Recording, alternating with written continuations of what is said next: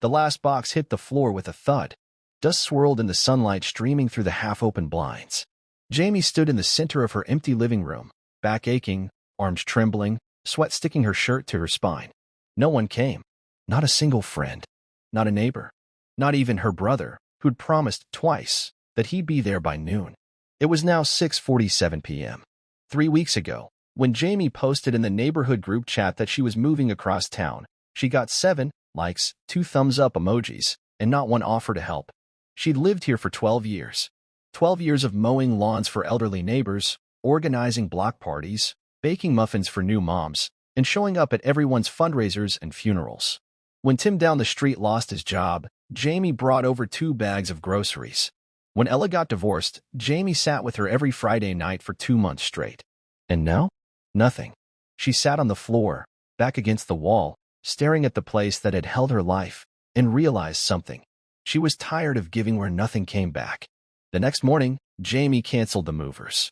She walked through the house, room by room, and whispered goodbye, not just to the walls, but to the version of herself that kept showing up for people who never showed up for her. Then she put the house on the market. It sold in 6 days. Above asking.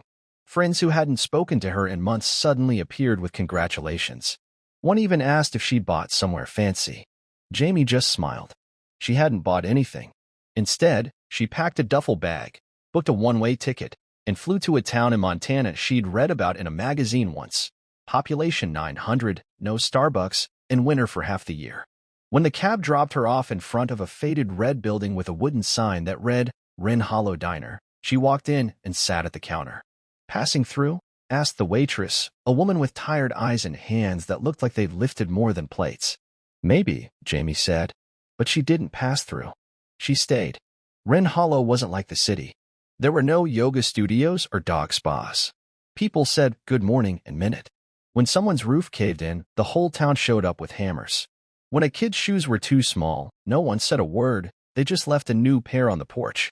Jamie bought a small farmhouse outside town. It needed work. She had no idea how to fix a well pump or chop firewood, but neighbors came without asking. One morning, she woke up to find her barn roof repaired by men she hadn't even met yet. And something inside her began to soften. One snowy night, 2 years after she arrived, Jamie overheard a conversation at the diner. A teenage girl, barely 16, was arguing with the cook. "I can't work this weekend. My mom's sick. She's been sick for months now. I'm behind on rent." The cook sighed. "Sweetheart, I'm sorry. I need someone here. I can't keep giving you hours if you don't show up."